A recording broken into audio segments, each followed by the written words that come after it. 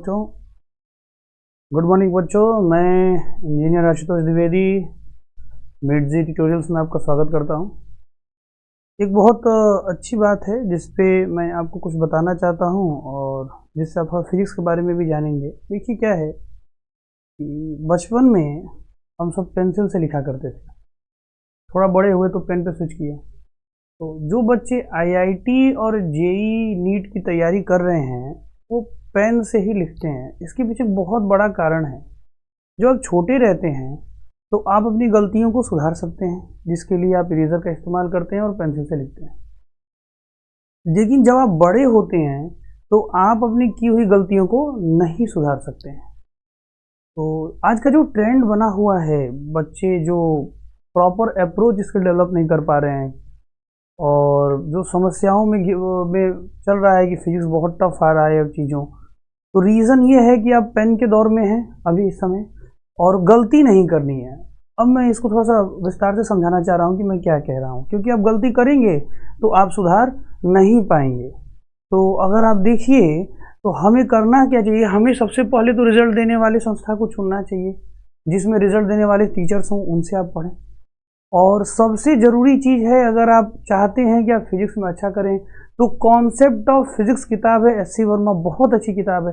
पहले आप उसे पूरा लगा डालिए। जब वो 80% तक आप सॉल्व कर लेंगे तब स्विच करिए PYQs पे। यही पढ़ने का एक प्रॉपर तरीका है। आप देखेंगे आपसे NCERT खुद से लग जाएगी, आपसे PYQs लग जाएंगे। तो उसके लिए बहुत ज़रूरी है कि आप SC वर्मा पे स्विच करें। जैसे एक छोटी सी ट्रिक है जो हम लोग यहाँ पे शो करेंगे, मोशन ऑफ कनेक्टिंग बॉडीज। हम लोग बात करते हैं मोशन ऑफ कनेक्टिंग बॉडीज पे। तो उसमें होता क्या है, तो थोड़ा सा कलर बदल लेता हूँ। तो ये जो मोशन ऑफ कनेक्टिंग बॉडीज होती है बच्चों,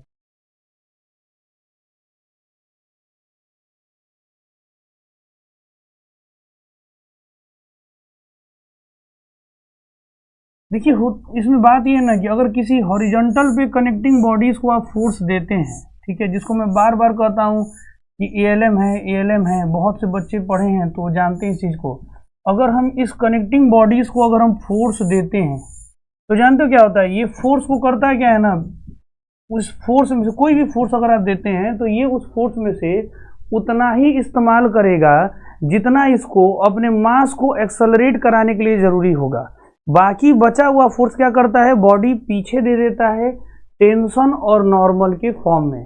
तो जैसे देखिए यहाँ पे अगर आपने दे दिया 120 न्यूटन और यहाँ पे हम मासेस रख रहे हैं 5 kg और 7 kg और मान लीजिए 3 kg, ऐसे रैंडम डिस्ट्रीब्यूशन हमने कर दिया है। तो पहले तो एक्सेलरेशन निकाल लीजिए। तो जो ट्रिक मैंने बनाई है, जो मैं बहुत दिनों से बता रहा हूँ, लगभग 7-8 सालों से बच्चों को बताता आता हूँ, तो एक्सेलरेशन जो नेट पुलिंग फोर्स होता है, ठीक है, उसको डिवाइड कर दिया जाता है टोटल मास से। 15 है तो कितना आ जाएगा, 8। अब देखिए रस्सी अगर 9 तनने वाली हो और सिंगल रस्सी से सारे मासेस कनेक्टेड हो तो बच्चों बात ये है कि सबका एक्सेलरेशन सेम होगा। ये भी 8 से, ये भी 8 से और ये भी 8 से। आप अगर गाड़ी चलाते हैं तो गाड़ी का अगला पहिया जो एक्सेलरेट करता है, जब जिस जगह पहुंचता है उसी जगह पे पिछला भी पहुंचता है।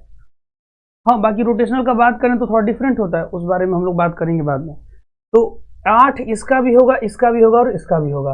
अब ये करेगा क्या, ये इस मिले हुए 120 न्यूटन में से क्या करेगा, मात्र उतना ही खाएगा जितना इसको अपने मास को एक्सेलरेट कराने के लिए आवश्यकता होगी। तो कितना आवश्यकता होगी, तो 120 माइनस 8 इंटू इसका मास कितना है 5, तो 40 आएगा। और बचा कितना, 80। बचा कितना, 80। बचा हुआ जो 80 न्यूटन है वो दे देगा पीछे टेंशन के टर्म में। तो टेंशन कितना हो जाएगा भाई, इसमें से 40 घटा दिया जाए तो 80 न्यूटन। अब 80 न्यूटन इसको मिला, अब ये इसमें से कितना खाएगा, अब ये इसमें से फिर अपने मास को एक्सेलरेट कराने इतना फोर्स बस इसमें से खाता है, ठीक है। तो ये कितना हो जाएगा, 7 इंटू 8 तो कितना आएगा 56। कितना आएगा 56। अगर 56 इसमें से आप माइनस करेंगे तो कितना बचेगा 24 न्यूटन। अब ये 24 न्यूटन किधर दे देगा, इधर टेंशन T2, इसकी वैल्यू कितनी हो जाएगी 24 न्यूटन। इस 24 में से ये कितना खाएगा, इस 24 में से ये अपने मास को एक्सेलरेट कराने इतना खाएगा अगर मेरा ट्रिक सही है, अगर मेरा लॉ सही है, जिसको मैं फोर्थ लॉ बोलता हूँ, एएलएम बोलता हूँ, जो मैंने अपने गुरुओं से सीखा है, या फिर मैंने अपने फिजिक्स के कॉन्सेप्ट ऑफ फिजिक्स के एनालिसिस सीखा है, तो देखिए ये फोर्स पीछे बचेगा नहीं। तो इसका मास 3 kg और एक्सेलरेशन कितना है 8, कितना हो गया 24। तो 24 माइनस 24 क्या हो जाएगा 0। तो देखिए पीछे कोई फोर्स नहीं बचा, यानी हमने टेंशन भी निकाल लिया, फ्री बॉडी डायग्राम की जरूरत भी नहीं हुई। आप जानते हैं ये PYQ है आईटी का, बच्चे इसमें फ्री बॉडी डायग्राम लंबा बनाते हैं। ऐसे ऐसे टेक्निक्स के साथ मेड जी ट्यूटोरियल्स आपको ले चलता है ईच एंड एवरी सब्जेक्ट, तब जाके हम लोग एक एवरेज बच्चे से भी IIT में सिलेक्शन की उम्मीद कर सकते हैं। तो ऐसे बहुत सी टेक्निक्स हम लोग दे सकते हैं आपको। और फिर मैं बोलना चाहूँगा, जो एग्जाम्पल दिया हूँ, पेन और पेंसिल का अंतर समझिए। आप पेन उठा चुके हैं तो गलती ना करिए, ऐसा चयन मत करिए जिस चयन को आप सुधार नहीं सकते हैं, क्योंकि IIT मात्र आपको 2 अटेम्प्ट देता है और NIT 3। धन्यवाद।